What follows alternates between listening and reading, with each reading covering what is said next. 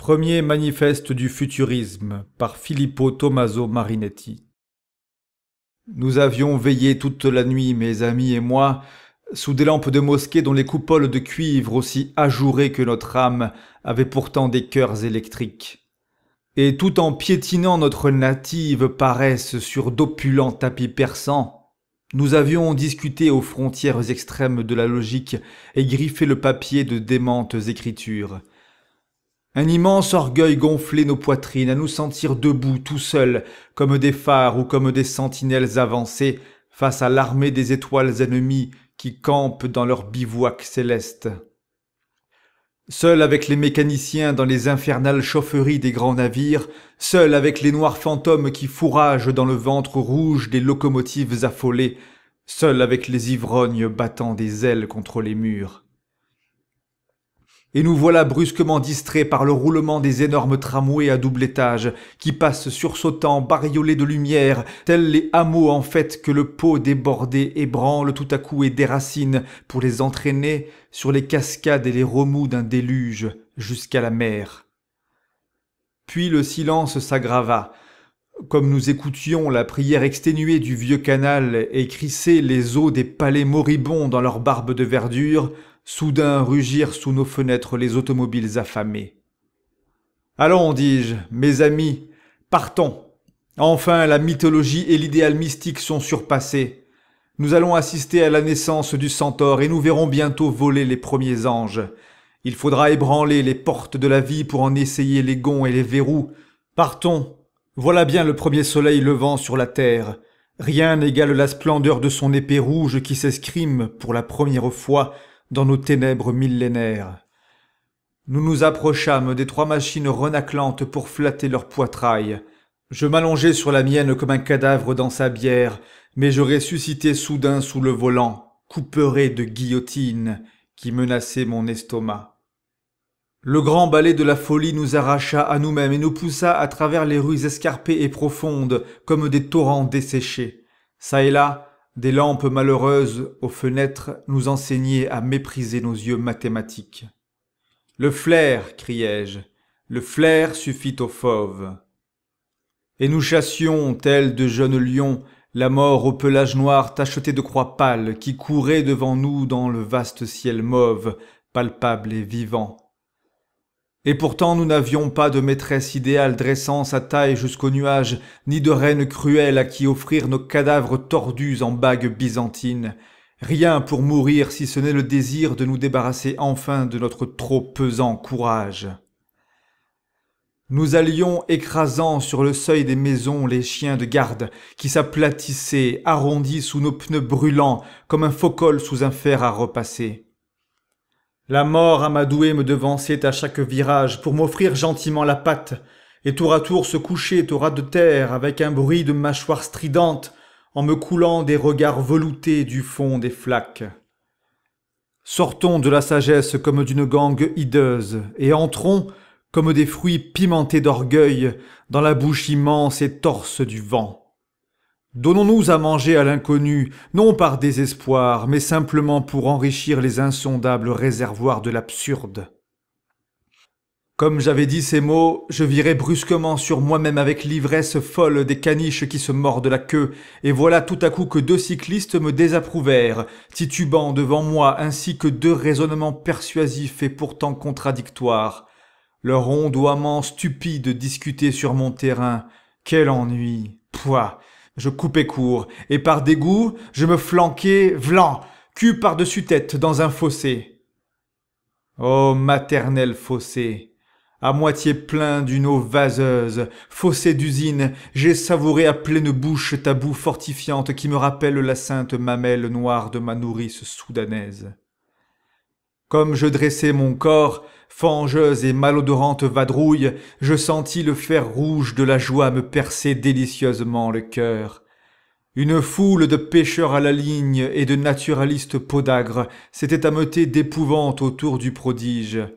D'une âme patiente et tatillonne, ils élevèrent très haut d'énormes éperviers de fer pour pêcher mon automobile pareil à un grand requin embourbé.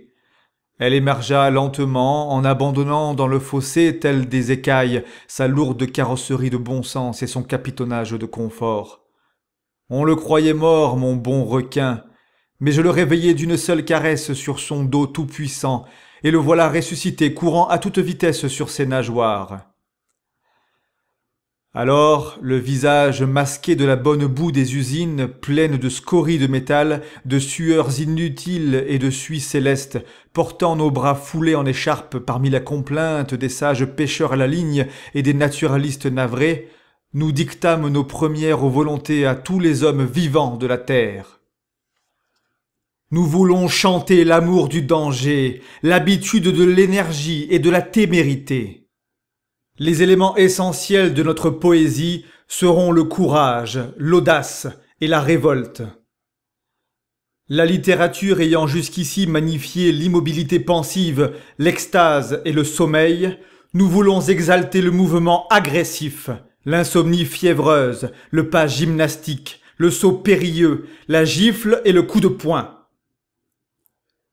Nous déclarons que la splendeur du monde s'est enrichie d'une beauté nouvelle, la beauté de la vitesse. Une automobile de course avec son coffre orné de gros tuyaux, tels des serpents à la laine explosive. Une automobile rugissante qui a l'air de courir sur de la mitraille est plus belle que la victoire de Samothrace. Nous voulons chanter l'homme qui tient le volant, dont la tige idéale traverse la Terre, lancée elle-même sur le circuit de son orbite. Il faut que le poète se dépense avec chaleur, éclat et prodigalité, pour augmenter la ferveur enthousiaste des éléments primordiaux. Il n'y a plus de beauté que dans la lutte, pas de chef-d'œuvre sans un caractère agressif. La poésie doit être un assaut violent contre les forces inconnues, pour les sommer de se coucher devant l'homme. Nous sommes sur le promontoire extrême des siècles. À quoi bon regarder derrière nous, du moment qu'il nous faut défoncer les vantaux mystérieux de l'impossible? Le temps et l'espace sont morts hier. Nous vivons déjà dans l'absolu, puisque nous avons déjà créé l'éternelle vitesse omniprésente. Nous voulons glorifier la guerre, seule hygiène du monde, le militarisme, le patriotisme, le geste destructeur des anarchistes, les belles idées qui tuent et le mépris de la femme. Nous voulons démolir les musées, les bibliothèques, combattre le moralisme, le féminisme et toutes les lâchetés opportunistes et utilitaires. Nous chanterons les grandes foules agitées par le travail, le plaisir ou la révolte, les ressacs multicolores et polyphoniques des révolutions dans les capitales modernes, la vibration nocturne des arsenaux et des chantiers sous leurs violentes lunes électriques, les gares gloutonnes avaleuses de serpents qui fument, les usines suspendues aux nuages par les ficelles de leur fumée, les ponts aux bonds de gymnastes lancés sur la coutellerie diabolique des fleuves ensoleillés, les paquebots aventureux flairant l'horizon, les locomotives aux grands poitrails qui piaffent sur les rails, tels d'énormes chevaux d'acier bridés de longs tuyaux, et le vol glissant des aéroplanes, dont l'hélice a des claquements de drapeaux et des applaudissements de foule enthousiastes. C'est en Italie que nous lançons ce manifeste de violence culbutante et incendiaire, par lequel nous fondons aujourd'hui le futurisme. Parce que nous voulons délivrer l'Italie de sa gangrène de professeurs, d'archéologues, de Cicérone et d'antiquaires. L'Italie a été trop longtemps le grand marché des brocanteurs. Nous voulons la débarrasser des musées innombrables qui la couvrent d'innombrables cimetières. Musées, cimetières, identiques vraiment dans leur sinistre coudoiement de corps qui ne se connaissent pas. Dortoirs publics où l'on dort à jamais côte à côte avec des êtres haïs ou inconnus.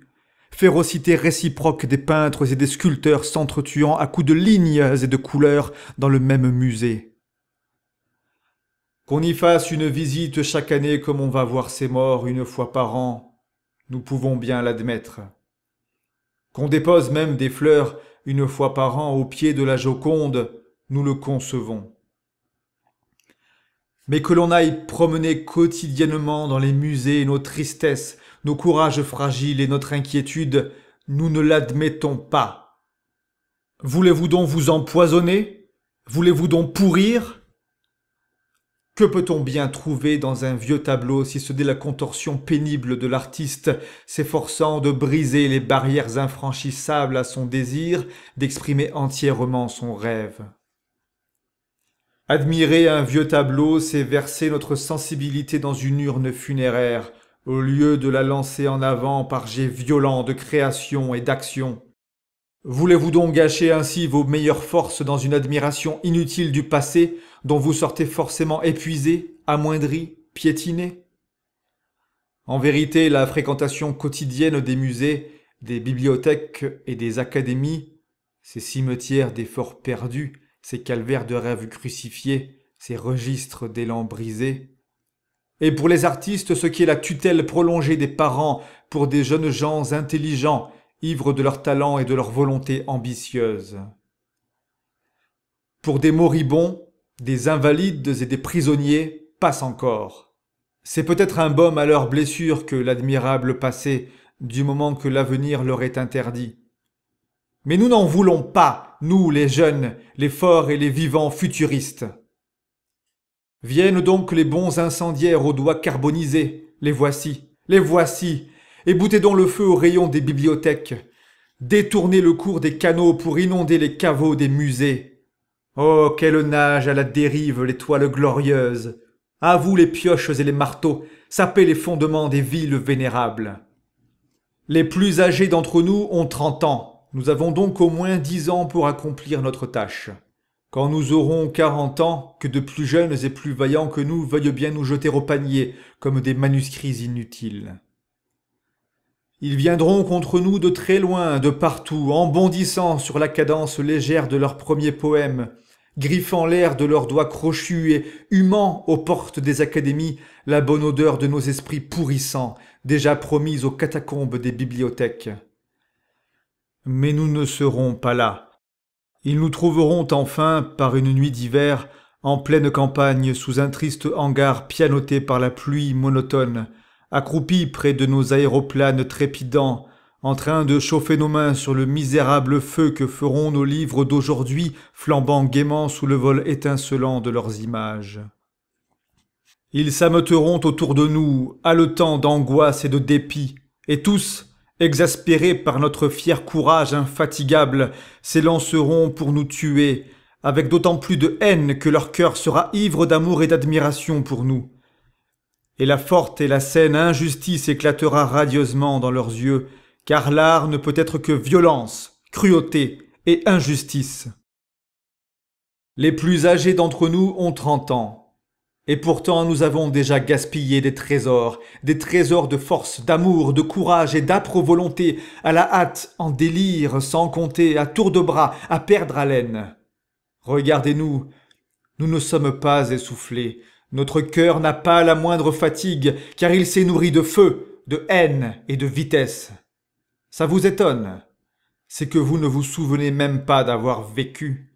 Debout sur la cime du monde, nous lançons encore une fois le défi aux étoiles. Vos objections? Assez, je les connais, c'est entendu. Nous savons bien ce que notre belle et fausse intelligence nous affirme. Nous ne sommes, dit-elle, que le résumé et le prolongement de nos ancêtres. Peut-être. Soit. Qu'importe. Mais nous ne voulons pas entendre. Gardez-vous de répéter ces mots infâmes. Levez plutôt la tête. Debout sur la cime du monde, nous lançons encore une fois le défi aux étoiles.